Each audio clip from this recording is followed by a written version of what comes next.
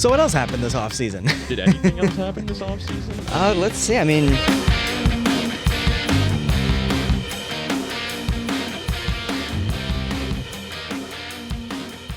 welcome to Center Cup. We are Northwestern grad students, and we are talking about golf. I am Kyle Muserino. I'm Will Neary. and I'm Nick Newmeyer. Let's get into it. Let's do it. And we are here today with the big breaking news, Brooks Koepka coming back to the PGA. The prodigal son has returned. War is over. We are back, ladies and gentlemen. I mean, this is exactly what we were looking for. Like what the statement that came out from Rolap, the CEO of PGA Tour. Man, I was so excited to see that. I think they handled it fantastically. Some of the ways they only invite those four guys really that we want back, right? Like, I don't know, maybe there's a couple other guys you could think of that I want to see get a chance back on the PGA Tour at some point, but I mean, you get Koepka, you get DeChambeau, you get Jon Rahm, and you get Cam Smith opportunities to come back and earn their way back onto the PGA Tour and into our signature events, major tournaments. I can't think of a really better way he could have handled it, to be honest. I thought it was great from the start. I don't know, Nick, do you guys think of anything else?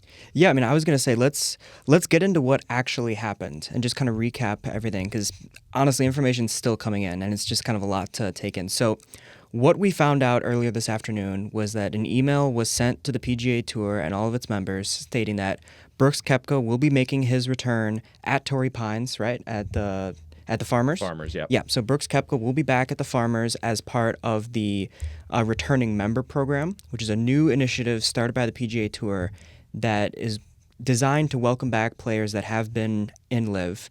And the qualifications for that are players are eligible if they've won a major or the Players' Championship from 2022 to 2025. So Brooks Koepka, Bryson DeChambeau, Jon Rahm, and Cam Smith are the four eligible for the returning member program as of now. Exactly, and they threw in some funny things too. I mean, one, I think it's funny that they included the Players' Championship on there because it didn't add anybody to the criteria. I think They just wanted to give it the credit of, I guess it really is the fifth major. But they said also that you must have been off the tour for 2 years. Again, that didn't eliminate anybody that otherwise would have had an opportunity. The people only really that were close and were eliminated were Mickelson, who won the PGA Championship in 2021, and DJ, who won the Masters in 2020. And if that wasn't done on purpose, come on. We know exactly. We know why they wanted those guys off. They didn't want to give them a chance to get back on the tour, to be honest. And I don't blame them necessarily. I think, but I think what's more important is, like you said, Nick, let's focus on the exciting things here. Like, we're 2 weeks away from Brooks Koepka playing golf again on the PGA Tour. And it's been, 3 years, 4 years since we've seen that, outside of majors, of course. But I, for one, cannot wait. I don't know what type of form he's in. He's brought it and not brought it on and off again and again in the majors the last few years. But I'm excited to see it. I hope it seems like he's ready to earn it. I'm ready. I'm excited. I think it's great for the PGA Tour to have him back. Obviously, the star power he has, and he has so many fans in the golf world. I think it was interesting in his statement talking about how he believes in where the PGA Tour is headed with new leadership, new investors, and an equity program that gives players a meaningful ownership stake. What do you guys think really was the impetus for the timing happening now, and what steps PGA has made over the last year to make something like this possible for Brooks? Well, I think if you look at the timing, a lot of these guys, their initial contract with LIV is it's set to expire. And if you look at where the league is compared to where it was when they started, it really hasn't grown whatsoever. Like, I think they got the world ranking points, right? They have those now.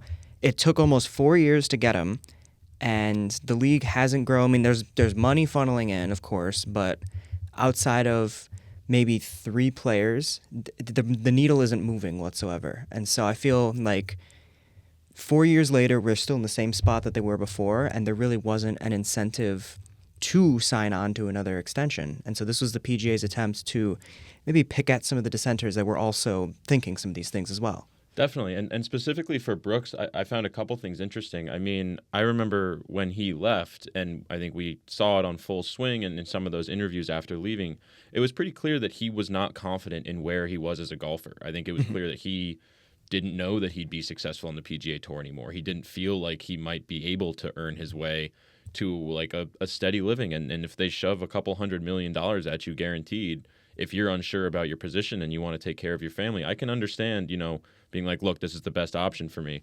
But I think it seems to me like from his statement, like Kyle said, like he's ready to fight again. He's excited about the PGA Tour. He's okay with having to earn his way. And to touch on some of the stuff that we learned from Brian Rolap in this press release about what he's not allowed to do or doesn't the opportunities he doesn't get when he comes back to the PGA Tour. It's funny that he mentioned equity as a reason for him coming back. He doesn't get equity for 5 years. Right. That is not an opportunity he receives. He doesn't get his FedEx Cup bonus. He has to give $5 million to charity. I mean, I think it's great. I agree. The equity program is an opportunity for the PGA to really combat LIV and that the massive amounts of money that they offer players. But it's funny. It just was funny to me that Brooks offered that as like one of the major reasons why he is excited about the PGA Tour's direction when he's actually not even going to be a beneficiary of it. Well, I think the irony as well is that in his statement when he said he was leaving LIV, he said he wanted to spend more time with his family, be closer to home, which was the same exact reasoning he gave for leaving the PGA in the first place. Word for word. Yeah, exactly. And so I think this is just a bunch of words at this point. I think he's going to say whatever he needs to say to get back to the tour. I think that it's really just an indictment of LIV at the moment, because when we saw the first list of people that were committed to the first tournament, there was maybe one or two people. Like DJ was a surprise, Bryson was a surprise, but everybody else you kind of saw coming. It was players that were either past their primes or just looking for a payday or anything like that. And it wasn't until we saw like the Cam Smith and the John Rahm that we thought, okay, these are needle movers. These are big players that are still in their prime that we thought maybe the league could continue to see moving and be a direct threat to the PGA. And unfortunately, we just never saw it take that second step. We just kept waiting for more people to come, and then credit to the PGA for adding more money to their sport and trying to funnel more in there to make it an appealing product to stay. And so we never just saw LIV take that second step. And I think Brooks leaving is the nail in the coffin, honestly. Well, I don't think Brooks is making any new fans or turning anybody off by doing this. He's already has people who are in his corner are going to stay in his corner. People who aren't. His statement regarding whether or not he wants to spend more time with his family from when he first joined LIV to what he's doing on the PGA Tour now, I think it's all pretty clear, his motives throughout all of this. And to nobody's fault, really. I think that's what's unique about golf compared to other sports is there are all these intricacies and the details about tournaments week in and week out and prize money and, Brooks having to now donate $5 million to charity and then maybe forfeiting some of his money as he earns on the tour.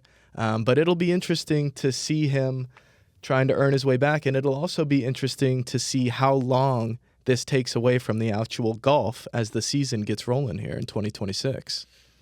I mean, I think it's good that they announced this now. Like if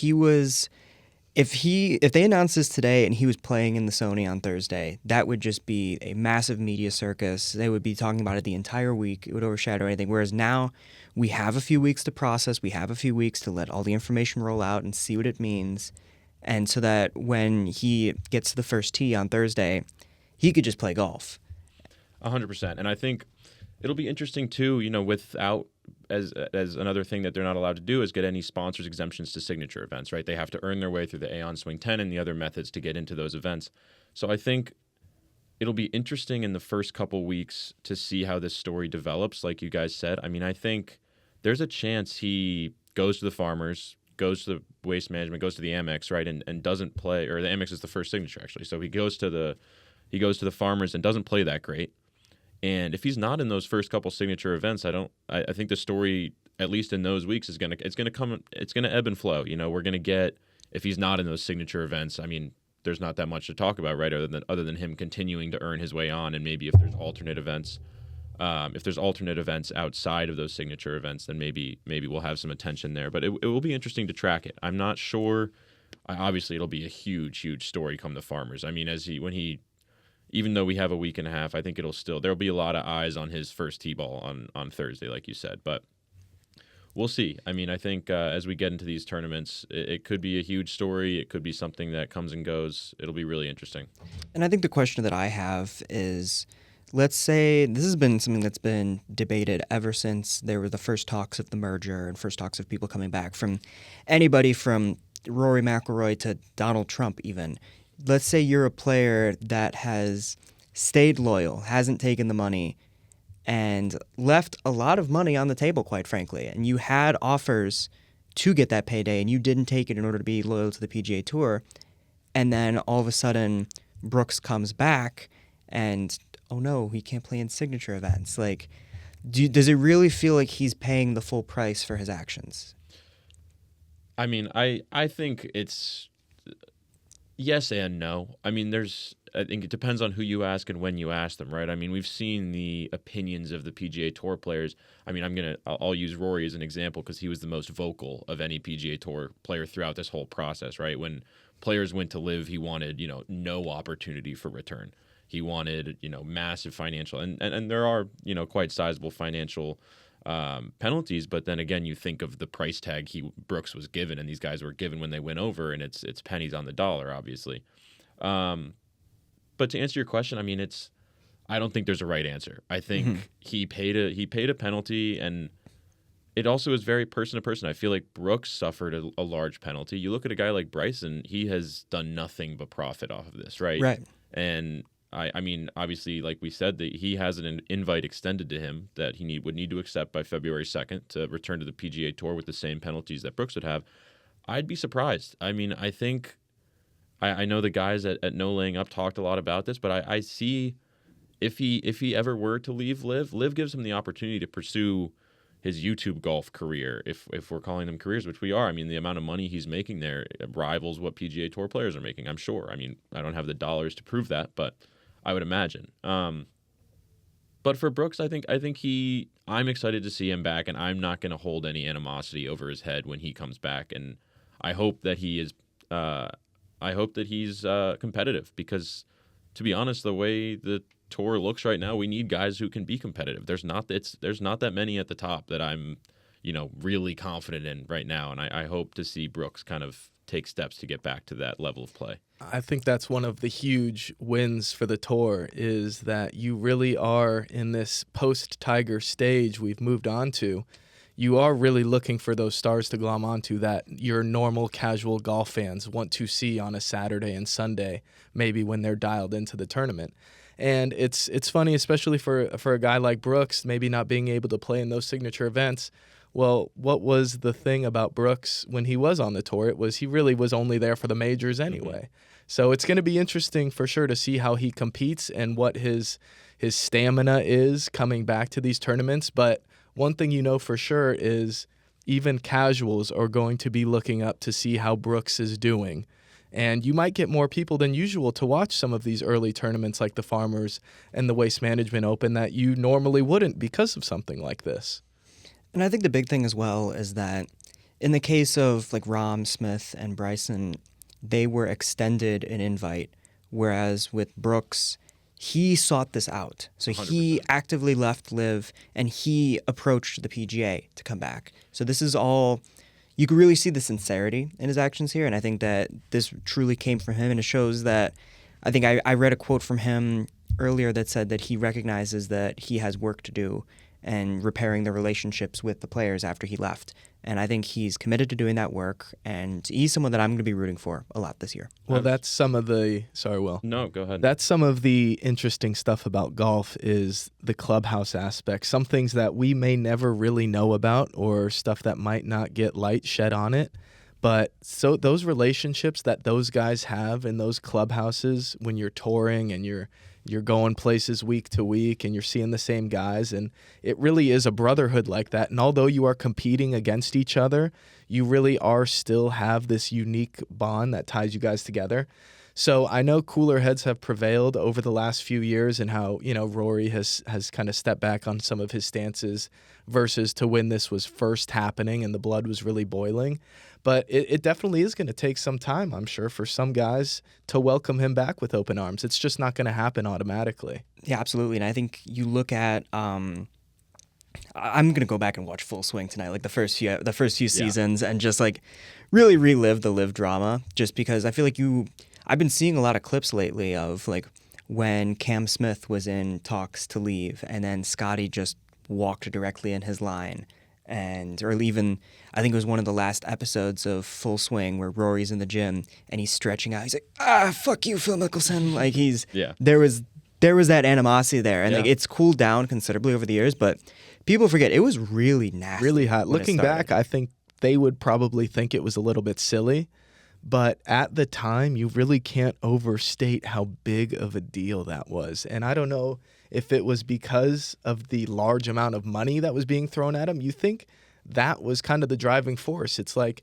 you're really just going to sell out. There's no ifs, ands, or buts about it. Brooks, you can say you want to spend more time with your family. We know that's not the truth. And if all of us can do that, and a lot of us are taking a stand, then it really looks bad on the few guys that did. Yeah, and I mean, golf has always been it's a merit-based sport, right? Mm-hmm. I could go out there today, and if I could shoot 8 under a bunch of times in a row, I can find my way into a PGA Tour event. I won't, because I'm not that good at golf, but I could, theoretically. We got Michael Block over here. Yeah, but, it's one of those things where it's always been merit-based for these guys, whether they were in junior golf, whether they were playing in college, overseas, European Tour, and the PGA Tour, it's always merit, right? And I think LIV initially, at least, like the part of why it was such a shock and like so brutal to see all these guys go was that it was kind of it was like spitting in the face of the spirit of the game, of that competitive energy that drives golfers. I mean, people don't tune in to LIV because there's no sense of competitive energy. I don't see it in the few times, admittedly, that I've watched. There's music playing, which is one thing, but look, it's like these guys are out there and you get the sense that they went there, like you said, for the money, which if you come out and say that, I'm not going to be that mad at you, but hard to blame them. Exactly. Yeah. If you gave me $300 million to stop talking right now, I might. But, look, it's one of those things where it's hard to believe that they get that money and then they go to a tour like LIV and they have that same drive. Like I frankly wouldn't expect them to. Well, there's no incentive. I think if you look at some of the first initial, like I tried to be a good sport. Like I tried watching LIV at first. The shorts turned me off. First off, like that was already out the window. And I think the one thing that really I agreed with Tiger about this. Well, actually, I don't know if Tiger said it, but it was about Tiger. It was talking about the shotgun starts, and they referenced that moment when the Open was at St. Andrews, and Tiger had his moment walking down 18. He was saluting the crowd. You don't get that moment if it's a shotgun start and he's finishing on hole 4. No. Like, it just takes away. And I think they even asked Tiger, like, what if he was considering LIV, and he said, if I win a tournament on LIV, who cares? But if I win one more tournament on the PGA, then I'm the all-time wins leader.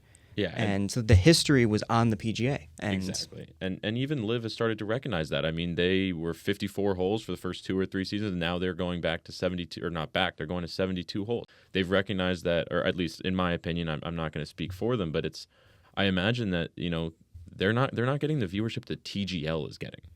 I mean, are they even getting viewership? Like, there's the 7 people on the app that are watching, and like are probably disappointed by the play too. I mean, it's an interesting topic. We could talk about it all day, obviously. I mean, I think it'll be, like you said, I think maybe 10 minutes ago at this point, this is the nail in the coffin, right? I mean, we already saw these signs. Akshay said no. You had Sungjae and Siwoo went over there.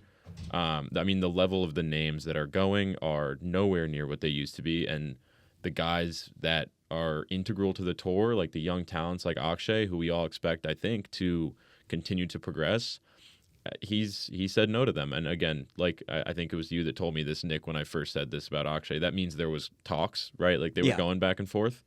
But it's good to see him publicly, or at least it comes out in the public that he said no. So I think I think there's an important distinction to make there. Bryson publicly said no at first too. He did. So could be a Nick Saban, I'm not leaving for Alabama kind of thing, and then gone.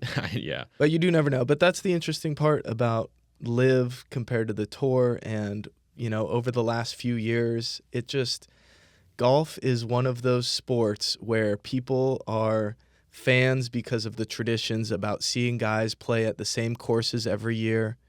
seeing guys evolve over time. It's 72 holes, it's 4 days, and you just can't try and grasp guys and then all of a sudden think it's just going to take off because you have a bunch of big names.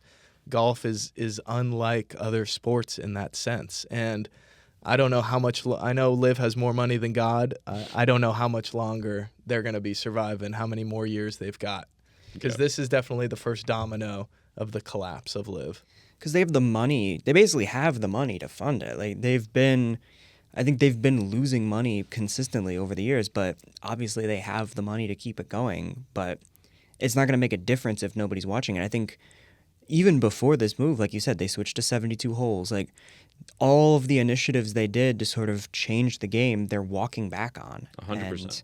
And it's not the product that they sought out to make anymore. And I think they're scrambling to find the identity. And I think even you look at Bryson, like obviously there's been no comment from Cam Smith, Jon Rahm, or Bryson DeChambeau about whether they would come back.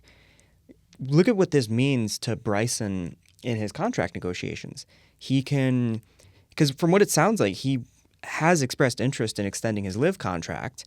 And if LIV doesn't tell him an answer that he wants, he's either A, going to stick to YouTube. He's going to just be a full-time YouTuber, like he said.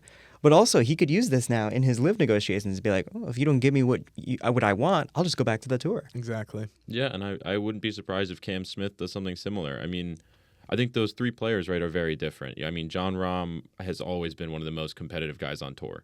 Always has, maybe to a fault. I think there was a long time when he was winning majors, we were like, this guy is a little psychotic out there. Oh, 100%. But you've seen him still kind of have some of that competitive drive when he's in majors. I think, at least I feel like as if I have.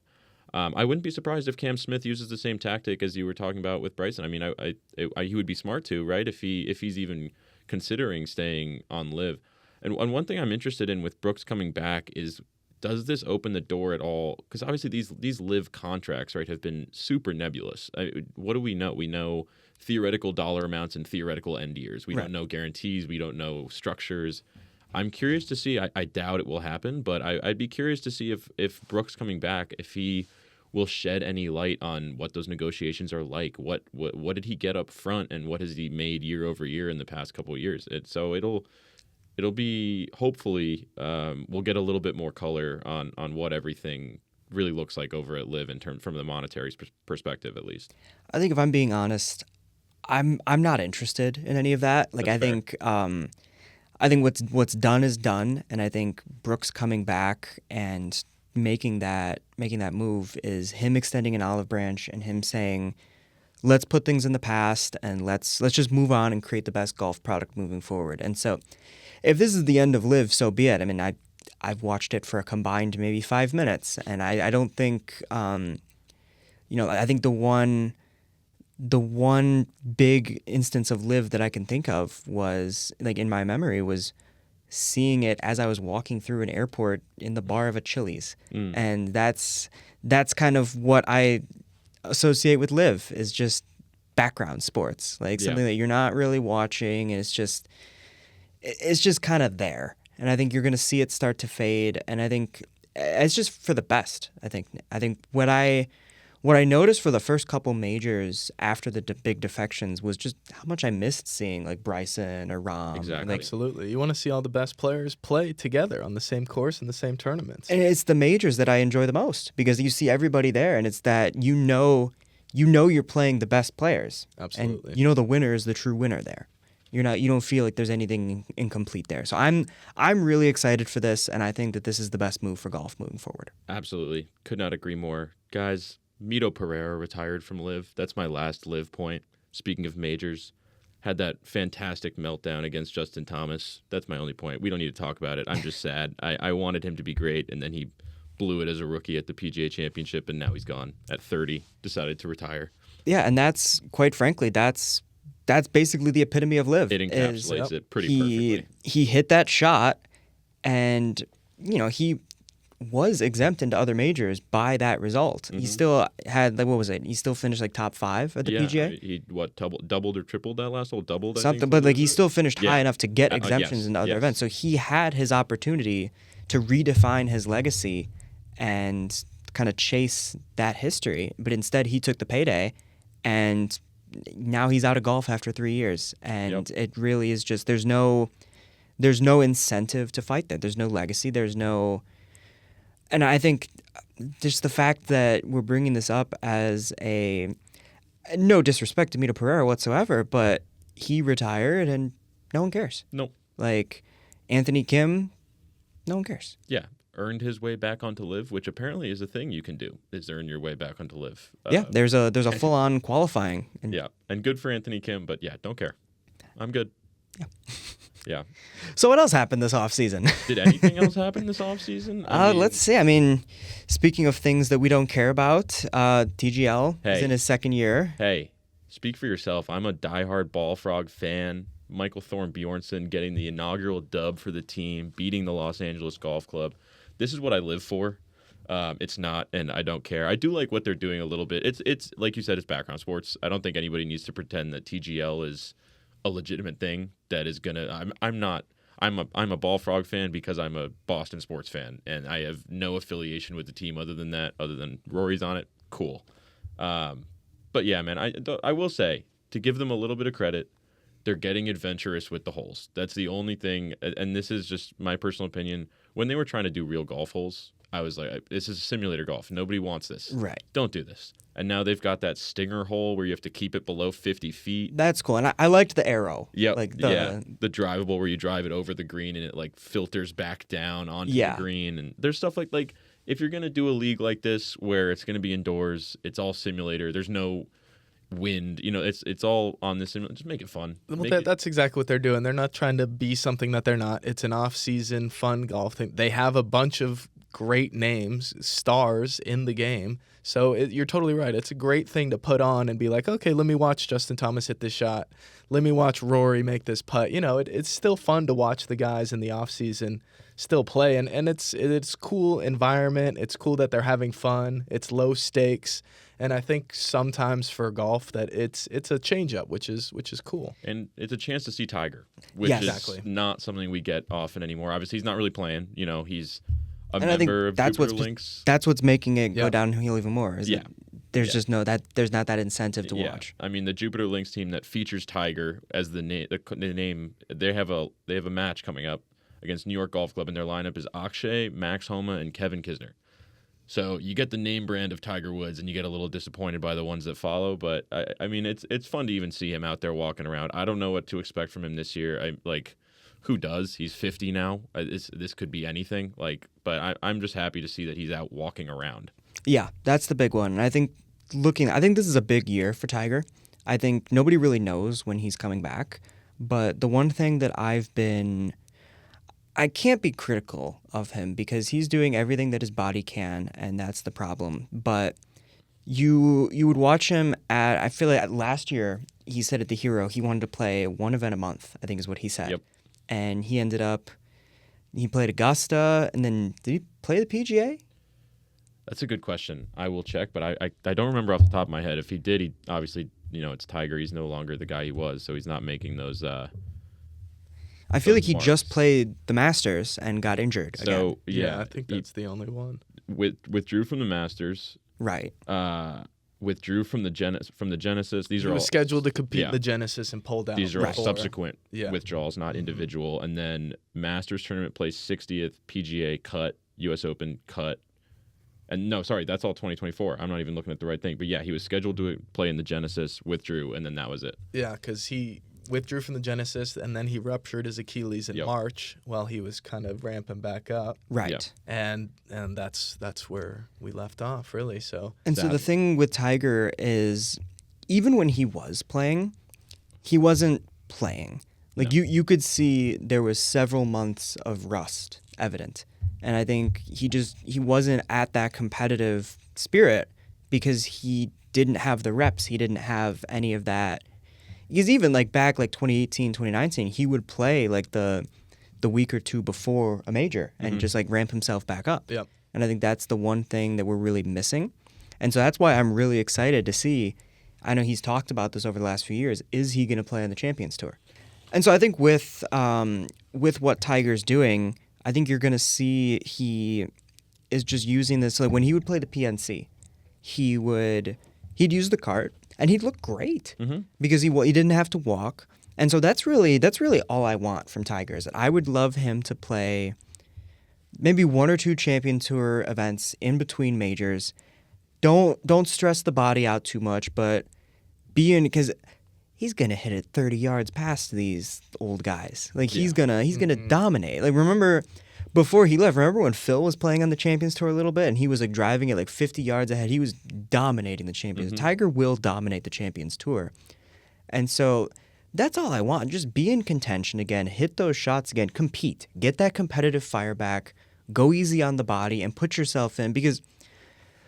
I put this tweet out in, was it 2022 when he made his return at Augusta, and I saw him. I think it was the first par 3. He put it to 3 feet, and I instantly tweeted out, "If Tiger Woods can walk, Tiger Woods will win again." And I have it bookmarked. I'm waiting to go back. I'm waiting for the day where I can go back and look at it.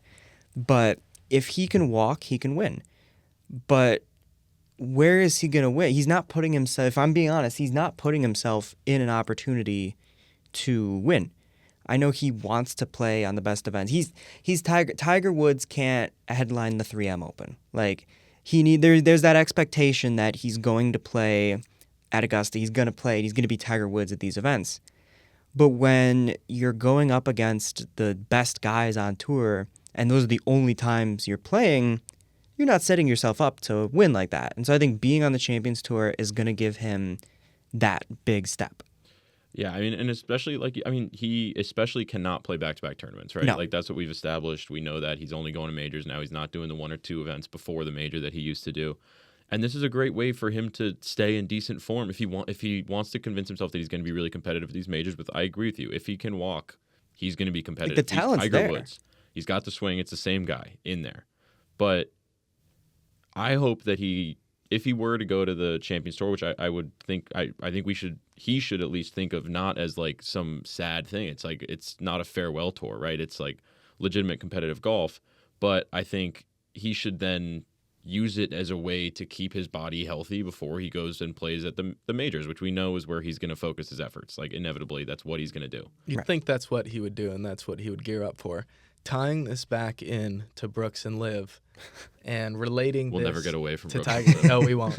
Not at this episode, at least. Definitely not. I wonder how much Tiger influenced Brooks' decision to come back, and just tying that into Tiger's play, how much of his leadership role now with the tour in general impacts his desire to play. Because if he's still involved, just more on a leadership side, I wonder if that gives him his fix and doesn't make him die to come back and play and put his body through something it might not be able to go through anymore.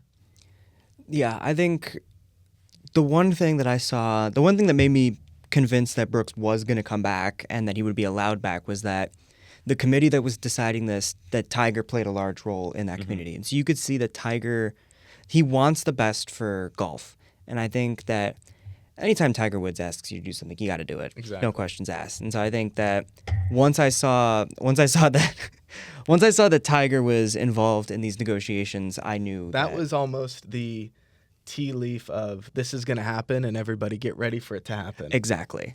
And that was one of the great, as I said, I'm going to, praise Brian Rolapp over and over again for what he did as a new CEO with these decisions, right? But I think even before what he did with Brooks here was appointing Tiger to the head of that committee that was, to improve the competitive model and make sure the PGA Tour stays the most competitive place in golf. I think that was another great move. I think to do that quickly, get Tiger's name out there, and to put it out in a way that, like you said, LIV guys see that and they're like, okay, this is like, I'm not going to hate too much on Jay Monahan, but this is already more than we saw under Jay Monahan with the LIV debacles. I mean, it was outrageous for 3 straight years, and now within Tiger is still all of these guys' favorite golfer. Exactly. Ever. He's your favorite golfer's favorite golfer. No matter how long, he is going to carry the most weight with all of these guys, and when he talks, they listen.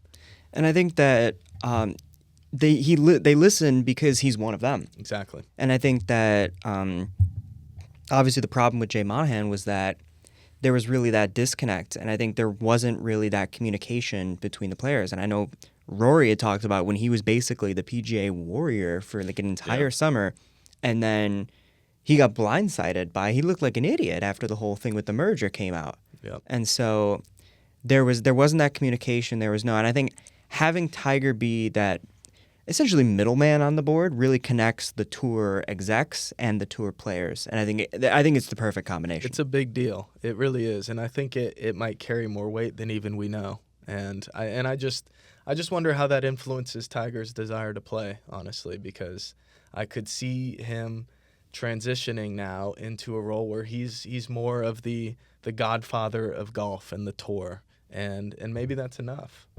He's the godfather, but he still wants to win. Let's not forget that. That'll never be He's out of still his Tiger Woods. Still a stone cold killer. 100%. I guess, we're talking a lot about what we can expect from Tiger. The only guy that has been a successor to Tiger in the last 5 years is Scottie Scheffler. Mm-hmm.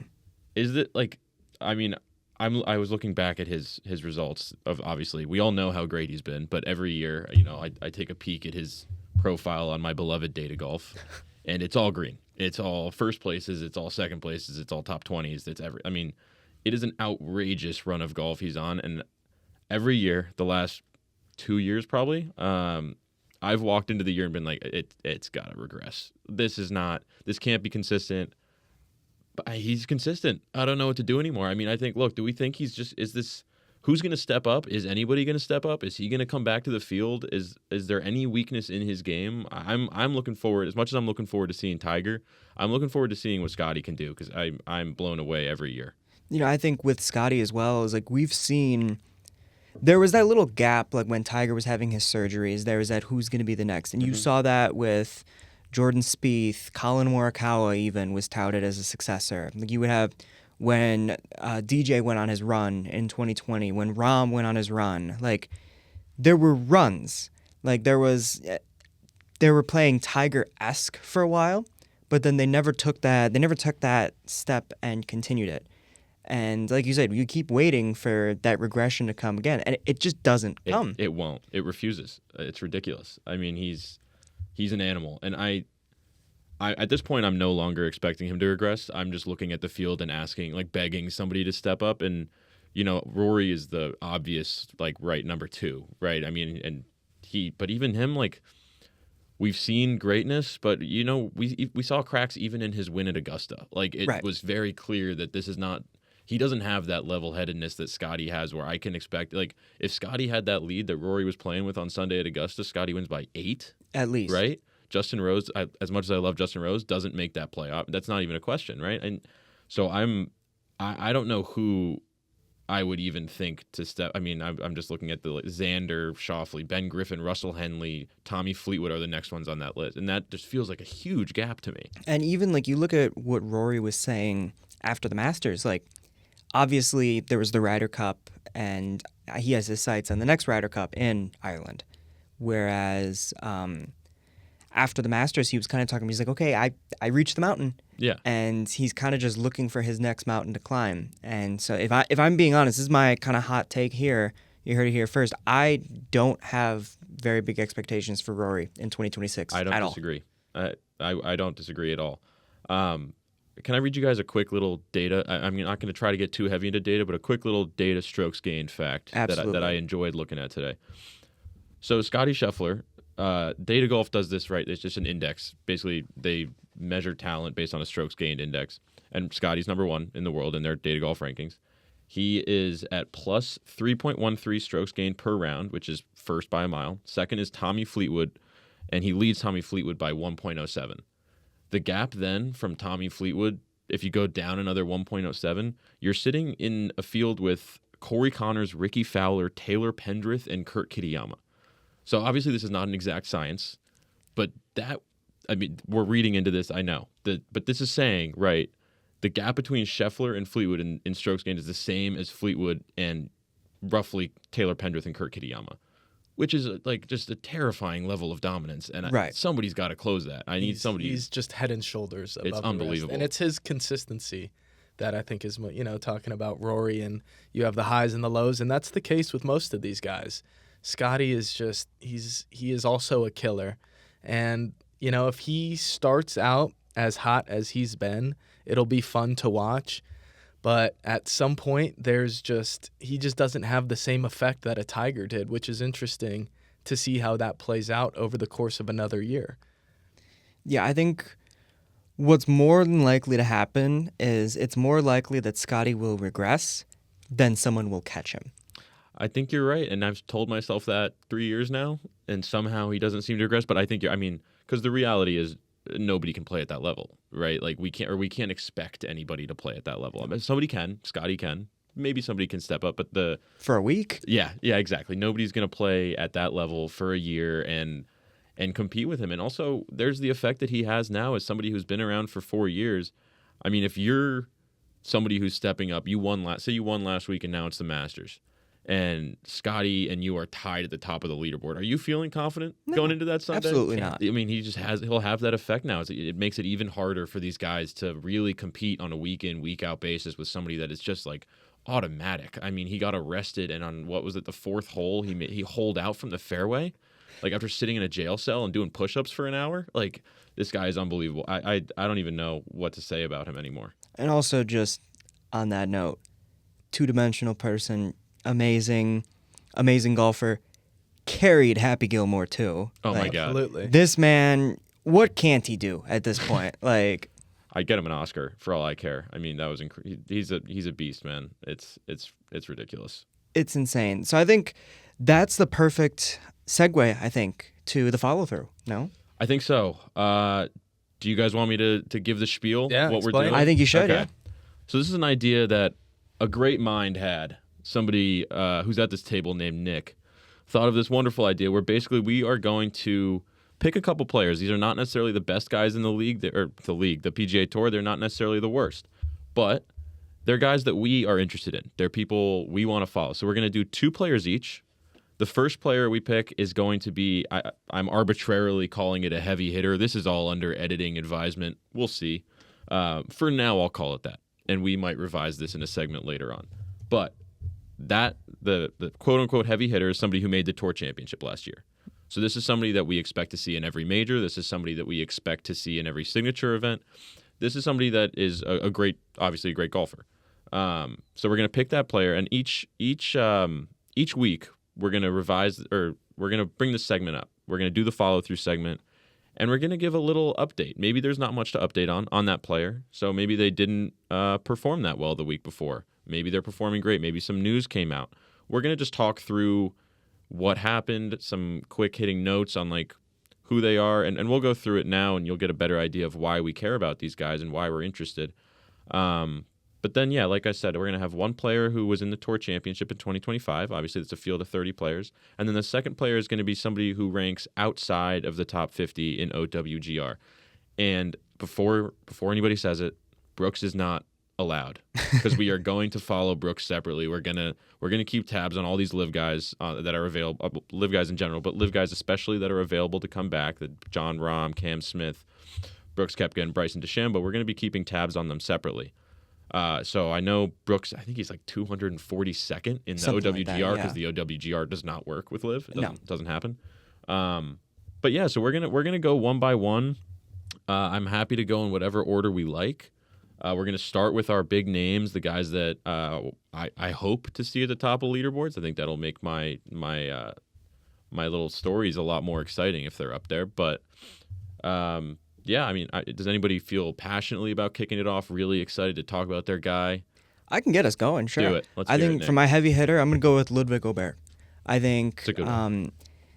He's one of the best young talents on tour. I think he has, outside of Nelly Korda, I would say Ludwig has the best swing in all of professional golf. I think it's beautiful. It's man. so smooth, and he just steps up there and rips it. Like, doesn't even think. He just walks up to the ball, squares it, and rips it. Like, I forget what tournament it was, when he broke the head of his driver off on the drivable par 4 Still and drove put it. it to like 10 feet still. Like, Incredible. this kid is going to be special, and I think you look at what he hasn't really taken that step yet, but if you look at what he did last year, he won the Genesis at Torrey. He had 6 top 10s. He closed the year with 5 straight top 25s dating back to the Scottish Open. We forget, but he also briefly led the Masters too. He did. When Rose and He Rory did. were going back and forth, Ludwig was in contention, and obviously they took it away, but he was in contention there. And if you look at Sunday at the Ryder Cup, he was the only European player to win his singles match. That's a big deal. It is. And so I think this year we're going to see him take that step forward. And I'm really excited to see what he can do. So I have a quick question because I do love Ludwig. I'm really excited to keep track of him. I remember when he came out and he was pretty immediately dominant to a certain level, and everybody loved his swing. I still love his swing. And when he came out in 2023, got second at that Masters in 2024, I was expecting an explosion. And we've gotten that to some degree. Don't get me wrong. As much as there is green on Scottie Scheffler's data golf profile, there's a lot of it on Ludwig's too. I'm excited to see if he can convert.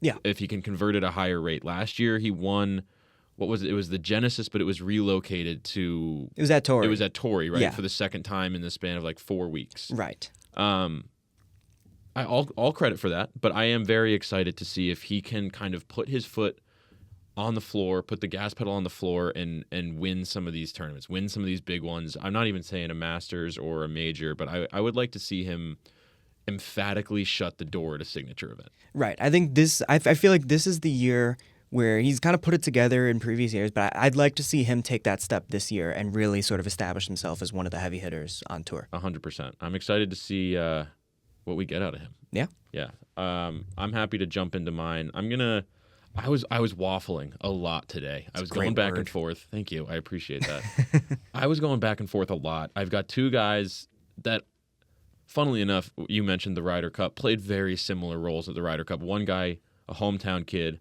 and another, an aging ex-superstar who seems to be returning to form. I was between Cam Young and Justin Thomas, if you guys couldn't tell. I'm going Cam Young. I want to see it. I'm really excited. Let's see. He's 28 years old to Justin Thomas is 32.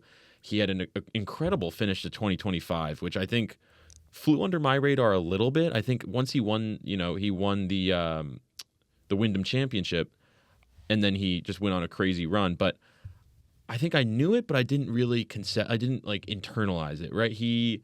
In his final 6 tournaments, which includes the Tour Championship, so I know there's only 30 people in the Tour Championship, so take it with a grain of salt. For sure. But in his final 6 tournaments, his worst place was 11th. He had 5 top 10s, 1 11th, and obviously won the Wyndham Championship. This is subjective, but in my opinion, he led the U.S. Ryder Cup team on that final he was day. a beast. It was awesome. He was 2-2-0 at the Ryder Cup, and it just seemed like it was one of those things where I feel like as a younger guy, when he came on tour, he was great. He kind of regressed the last 2 years a little bit, and then had that really strong finish, and just looked like there were no nerves at the Ryder Cups. Playing in front of home fans in New York, obviously that helps, that boosts you. These guys are for you, but if you make one mistake, they are against you immediately. Absolutely. Right? I thought he was incredibly, incredibly impressive there. Like we said about Ludwig shutting the door at a signature, I want to see Cam Young do it on a legitimate stage. He had a T4 at the U.S. Open last year, but cut in the Masters, Open Championship, and Players, and T47 in the PGA. He was a non-factor outside of the U.S. Open at anything important, really, other than Tour Championship, obviously. I want to see him back up that U.S. Open performance with 2 top 10s at majors. Is that a lot to ask for? And not missing the cut at all the other ones? I think that's probably a bigger point, is not being terrible at other majors. Yeah, just Probably a good step. be in the conversation. Yeah, but I want to see what he can do. I want to see him continue to progress. His tee to green is ridiculous. Obviously, an incredible driver of the ball. If he can keep that thing straight and his approach play stays good, and his putting's up and down, but when it's good, it's good. I'm excited to see him try to convert on some of these things. It'll be a really fun player to track. Yeah. And that leaves Kyle. So for my heavy hitter, not a surprising one. If you're looking at, any golf rankings, world golf rankings, fantasy rankings, this guy's going to be in your top 5 of any rankings you're looking at, and it's Tommy Fleetwood. And I think Tommy Fleetwood, one of the good guys on the tour. Everybody likes him. I've never heard anybody say a bad thing about the guy. He finally claimed his first PGA Tour victory at the Tour Championship last year after 164 career starts. Just an absolute huge milestone. And I think other than the fact that obviously it's great to get your first win, but for somebody who's been so consistently good for such a long time, to finally get over the hump, I think that just does such a big deal for such a psyche game that golf is. You really are in a mental battle just as much as you're in a physical one. So for him to finally get over the hump, I think you get that monkey off your back, and it just lets you play a lot freer as you go into the next tour season especially. He had a great Ryder Cup. He was one of Europe's best players, one of the best players out on the course that whole time. 8 top 5 finishes in 2025. He just won the DP World India Championship not too long ago too, so he's in pretty good form right now as we're starting 2026. So Tommy Fleetwood's my guy I'm looking at this year. Love it. I mean, you can't be upset about that. Watching that, or the Travelers that he lost to Keegan was heartbreaking. I don't think anybody was sad to see him win the Tour Championship. I hope he backs it up. I hope he keeps going. I hope now he puts his foot on the gas and just keeps racking them up. That's what I'm expecting. Do we want to reverse order it, or do we want to go back to the top? Yeah, no, I'm happy to do. All right, Kyle, take us away. Let's do the snake draft. So we're also doing sleepers. So this is a guy outside of the top 50 official Golf World Rankings, and I'm going with Neil Shipley, up and comer. He is, I think, a lot of people's favorite amateur from last year, and everything I've seen from this off season, I am all in. So he was the low amateur honors at the 2024 U.S. Open and Pinehurst number 2, becoming just the second player in the last quarter century to finish as low amateur at the same year's Masters and U.S. Open, the other one, Victor Hovland. And he is just, seems like a good dude, too, an Ohio State Buckeye, which I won't hold that against him. But we have the off-season article about how Shipley's getting in the best shape of his life. And those are exactly what I want to see. There's an article in Golf Week about how he has just transformed his body. So Blake Schuster on Golf Week from early December, go check out that article, highlights how he has relocated near Palm Beach, Florida, picked up a personal trainer. He's gone gluten-free, and he is focusing on everything he can do this season to play as many tournaments as he can and qualify for some of these signature events. And that's one of the guys I want to play. I want to pick somebody who I know is going to play as often as they can and who I think is about to take a meteoric rise. So that's why I'm going with Mr. Neil Shipley. It's a good one. I'm going to follow in a similar vein, not in age, but in the sense that I'm excited to see this guy play every week. I'm excited to see him play at the Sony in just a couple days here, but I'm going with Daniel Berger for my sleeper.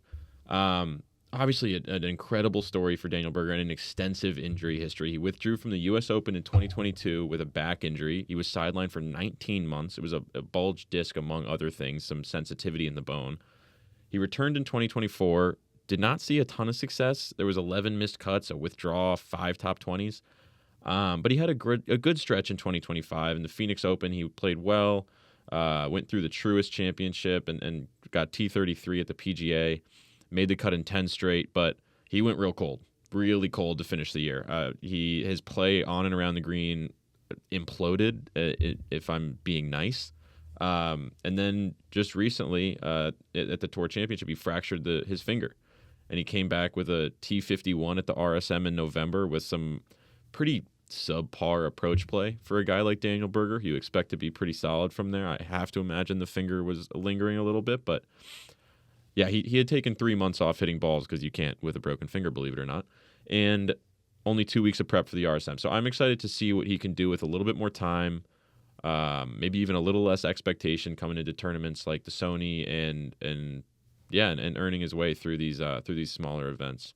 And Nick, I'm sorry, I'm gonna have to do one quick thing. I want to talk about Jason Day for 2 seconds because he was my other one that I was really thinking about. Because I have a very personal memory with Jason Day, which is why this was something that I thought about for a second. I remember watching that 2015 PGA that he won at 20 under. I believe that was at the time for a major the lowest winning score of all time. That's since been bested. Dustin Johnson, I think, did at the Masters in COVID. Which, do we count that? I don't know. Whatever. But I remember watching that, and it was one of the great peaks of all time. You mentioned some of those guys that went on Tiger-esque runs for a second.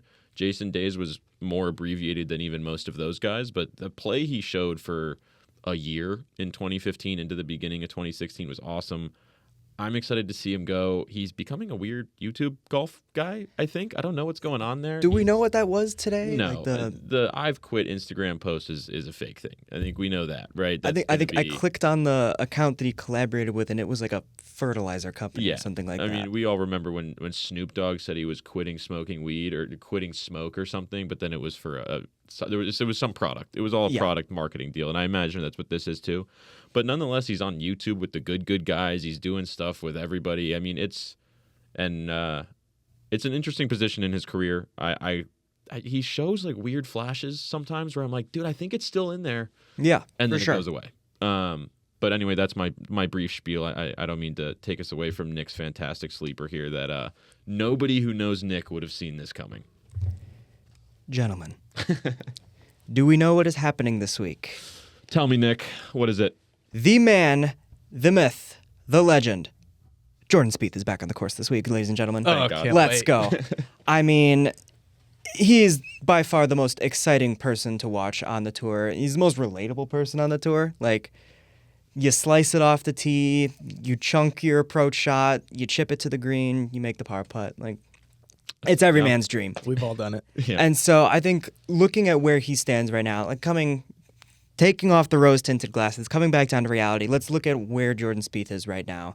I think, so he had his wrist surgery in the 2024 offseason, and he openly said that 2025 wasn't going to be a good year. And it was just going to be trying to break a lot of bad habits and just trying to get back to that swing that he had when he was in his prime. And I mean, it was there and it wasn't there. Like, he played well at the waste management, but he had 4 top 10s on the year. But other than that, like, it really wasn't. Like, you would see maybe like a 68 in his first round, then it'd be a 74 in the next round. Like, you just really wouldn't see that sustained success. And I think what I was really looking forward to was just seeing how he was at the Hero, just after that extended time off and just seeing what he did. And he said he felt healthy. He said that, I'm going to read the exact quote here. I feel healthy. I feel like I should have the structural integrity of my swing by the time I get to January. I've gone through phases with it, but this is a good trial run. Test it out here this week at the Hero, and if I finish 1st or 20th, as long as I'm sticking with what I'm working on, then I'll be making progress. Not his credit. He finished 19th, not 20th. And it wasn't pretty. It really wasn't. But I think even he knew it, and I think he was just trying to get that feel back. And if you look at the stats, and I was actually kind of surprised to see this, but he was 13th in strokes gained. I saw that and I could not believe that. That's unbelievable. I couldn't believe that, and I think that it's there. I think that ever since like he had that little run in 2021, and I think he did the swing change immediately after in 2021, and he was trying to get more power off the tee, and it worked. He's arguably the best with the driver he's ever been, but he just never took that second step. And so I think this year early it's not going to be good, but I think once you get past once you get to like Pebble is kind of where I think I'm looking for him to take that step forward and really kind of get those habits back and like cement himself as the good golfer again. I think he can do it. Absolutely.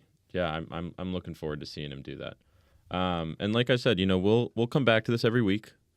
We'll do a little segment. We'll update you guys on our boys, on our sleepers and our heavy hitters, names pending, TBD, brackets, whatever. And there's a couple other guys. I'm not going to go into spiels. I'm just going to say a couple names here that I think I'm excited to watch too. These are not going to be guys we update every week, but just to keep an eye on.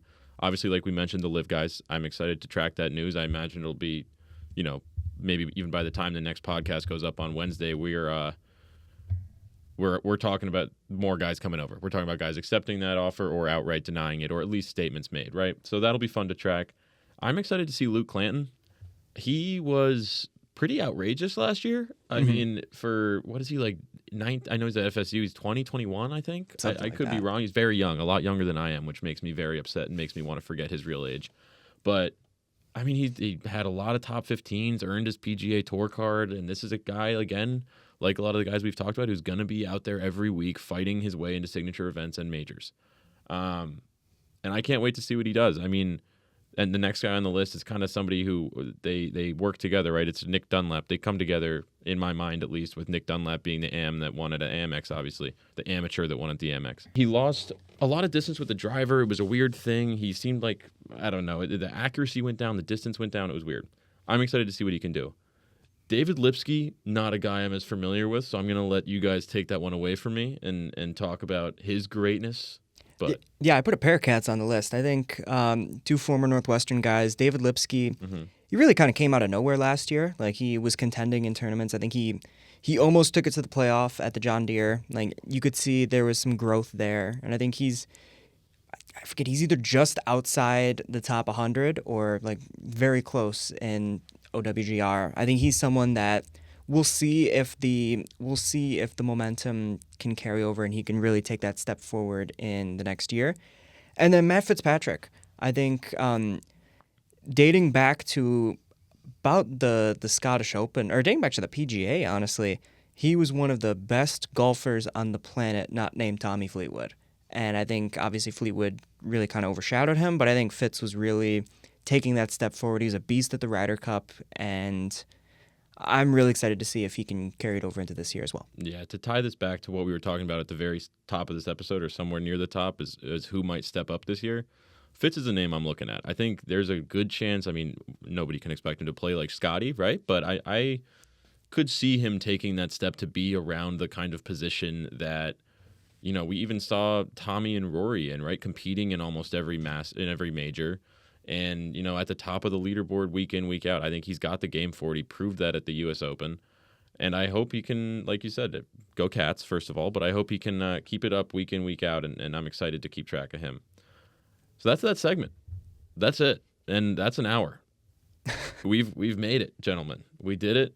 Time flies when you're talking golf. Yeah. That was a fantastic inaugural episode of agree. Center Cup. I think that was just fantastic. I can't wait to come back, and we'll be previewing the Sony Open coming up quick, and we will be following all our guys and looking forward to the season. We've got a big week of golf ahead of us. Huge week. For the boys at Center Cup, I'm Nick Newmeyer. Will Neary. Tommy Sereno. We will see you next time. See you next time.